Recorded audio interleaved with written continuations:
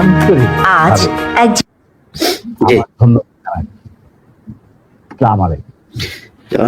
প্রিয় দর্শক, আমরা মেজর ডালিম সম্পর্কে আমরা ছোট্ট একটা প্যাকেজ তৈরি করেছি, এটা দেখে শেষ করব আজকের অনুষ্ঠান। আজ এক জীবন্ত কিংবদন্তির অজানা গল্প শুনবে বিশ্ববাসী। পৃথিবীতে এমন সাহসী সূর্য সন্তান শতাব্দীতে খুব একটা জন্মায় না। লেফটেন্যান্ট কর্নেল শরীফুল হক ডালিম, বীরুত্তম মেজর ডালিম নামেই যিনি সমধিক পরিচিত, যে নামটি শুনলেই কেঁপে ওঠে বাকশালীদের অন্তর। রূপকথার ডালিম কুমারের চেয়েও যে চরিত্রটি অধিক চর্চিত তিনি মেজর ডালিম।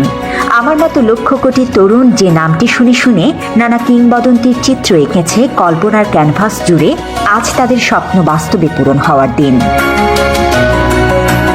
শরীফুল হক ডালিম 1964 সালে তৎকালীন পাকিস্তান বিমান বাহিনীতে যোগদান করেন। 1965 সালের পাক ভারত যুদ্ধের পর তিনি বিমান বাহিনী থেকে সেনাবাহিনীতে যোগদান করেন। মুক্তিযুদ্ধের শুরুতে শরীফুল হক ডালিম 20 এপ্রিল 1971 সালে পাকিস্তান থেকে পালিয়ে এসে স্বাধীনতা যুদ্ধে বীরত্বের সাথে অংশগ্রহণ করেন। মুক্তিযুদ্ধে অসাধারণ সাহস ও কৃতিত্বের জন্য তিনি বীর উত্তম খেতাবে ভূষিত হন। 1975 সালের 15 আগস্টে শেখ মুজিবের হত্যাকাণ্ডের পর তাকে সেনাবাহিনীতে পুনর্নিয়োগ করা হয় এবং লেফটেন্যান্ট কর্নেল পদে পদোন্নতি দেয়া হয়। 1976 সালে পররাষ্ট্র মন্ত্রণালয়ে নিয়োজিত হবার পর গণচীনে তাকে কূটনীতিক হিসেবে প্রেরণ করা হয়। 1980 সালে তিনি লন্ডন হাই কমিশনের সাথে যুক্ত হন।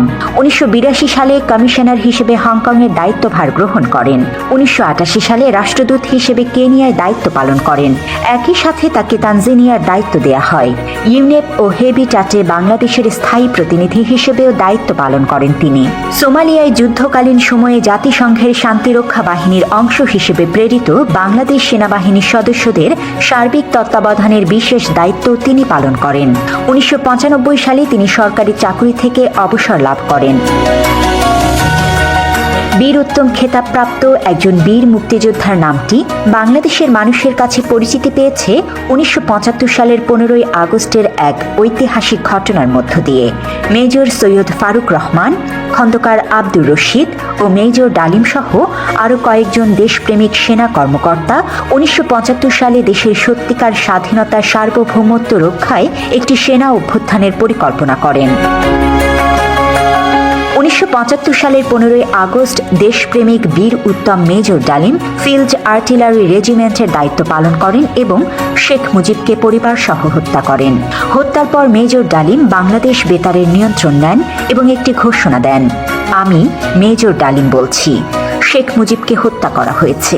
মেজর ডালিম বলছি, শেখ মুজিব ও তার খুনি দুর্নীতিবাজ সরকারকে উৎখাত করা হইয়াছে। এই একটি ঘোষণার মধ্য দিয়ে বাংলাদেশের মানুষ সত্যিকার স্বাধীনতার স্বাদ পায়। হাজার হাজার মানুষ আনন্দে উদ্বেলিত হয়ে ওঠে, মিষ্টি বিতরণ করে দেশব্যাপী, যেমনটি করেছে 2024-এর 5 আগস্টে তার কন্যা ফ্যাসিস্ট খুনি হাসিনার পলায়নের পর। বাংলাদেশকে মুক্ত করে ভারতের আধিপত্য ও সম্প্রসারণবাদ থেকে, ইসলাম বিদ্বেষী শক্তির হাত থেকে, খুনি বাকশালী একজন স্বৈরশাসকের জগদ্দল শাসন ও শোষণ থেকে। দেশপ্রেমিক বীর যোদ্ধা মেজর ডালিমরা ইতিহাসের স্বপ্নপুরুষ। তারা ইতিহাসের সবচেয়ে বড় কুলাঙ্গারকে পরিবার সহ হত্যা করে বাংলাদেশকে জঞ্জাল মুক্ত করেছিলেন। গণ অভ্যুত্থান উত্তর নতুন বাংলাদেশে মেজর ডালিমদের দেশপ্রেমিক হিসেবে স্বীকৃতি সময়ের অপরিহার্য দাবি। মেজর ডালিম কেন ও কোন কারণে মুজিব পরিবারকে হত্যা করেছে তার বর্ণনা রয়েছে তার লেখা যা দেখেছি, যা বুঝেছি, যা করেছি, আমি মেজর ডালিম বলছি ও কিছু কথা কিছু ব্যথা বইতে। যারা শেখ হাসিনার দুঃশাসন দেখেছেন কিন্তু শেখ মুজিবের দুঃশাসন দেখেননি, তাদের কাছে হয়তো ডালিম অজানা শত্রু। বাবা এবং কন্যা এ জাতিকে যেভাবে ভয়ঙ্কর দুর্বিষহ যন্ত্রণা দিয়েছেন তা হয়তো ইতিহাসের পাতায় সেভাবে কেউ বর্ণনা করেনি। গত 15 বছর মানুষ হাসিনার হাত থেকে বাঁচতে চেয়েছিল, কিন্তু কেউ ডালিম হয়ে উঠতে পারেনি। 75-এ যদি ডালিম ফারুকরা না থাকতো, হয়তো জাতি আজ আরো ভয়ঙ্কর পরিণতি ভোগ করত। গত 15 বছর ধরে বাংলাদেশের 18 কোটি মানুষ একজন ডালিমের অপেক্ষায় ছিল। 24-এ ছাত্র জনতা এক একজন ডালিম হয়ে উঠেছিল বলে আমরা মুক্তি পেয়েছি। বাংলাদেশের সেই সাহসী বীর আজ আমাদের সামনে। আজ সরাসরি তার মুখ থেকেই শুনুন 15 আগস্টের সেই কালজয়ী রাতের ঘটনা ও পূর্বাপর।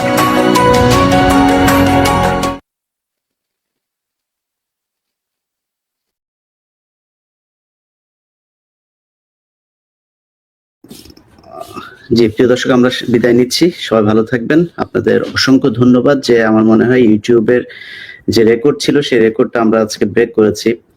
এর আগেরটা বোধহয় 6 লাখ কত অথবা 7,50,000 এরকম, আমরা আজকে সেটা ব্রেক করেছি। অর্থাৎ পৃথিবীর ইতিহাসে ইউটিউবের সর্বোচ্চ সংখ্যক মানুষ আজকে মেজর ডালিমের এই লাইভটি দেখেছেন। বাংলাদেশের মানুষ কতটা ভালোবাসেন মেজর ডালিমদেরকে সেটা আজকে প্রমাণিত হয়েছে। তো আমি আবারও মেজর ডালিম, উনি অলরেডি আমাদের কাছ থেকে বিদায় নিয়েছেন। তিনি নিশ্চয়ই পরে দেখবেন এটা। তাকে আমাদের পক্ষ থেকে কৃতজ্ঞতা জানাচ্ছি এবং বাংলাদেশের মানুষের প্রতি কৃতজ্ঞতা। আল্লাহ হাফেজ।